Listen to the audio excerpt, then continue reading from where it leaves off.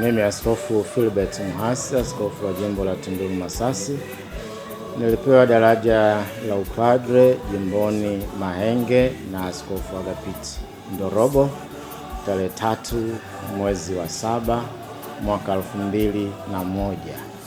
Ndio mwaka huu ninafanya jubilei yangu ya miaka 25 ya upadre ambayo itafanyika rasmi tarehe 23 mwezi wa 8 mwaka huu 2026 hapa jimboni Tunduru Masasi au kanisa kuu la Mtakatifu Francisco Xaveri Tunduru. Ningependa basi kuchukua nafasi hii kuwakaribisha nyote kabisa, wana Tunduru Masasi ndani na nje ya jimbo na wengine wote nje ya jimbo la Tunduru Masasi, Wakristo wa Katoliki na wengine wote wa madhehebu mbalimbali.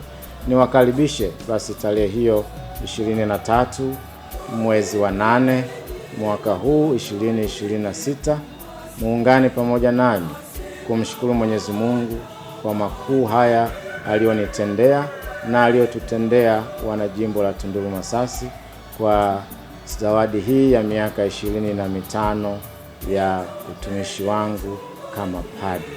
Endeleeni kuniombea nami naahidi kuwaombea nyote.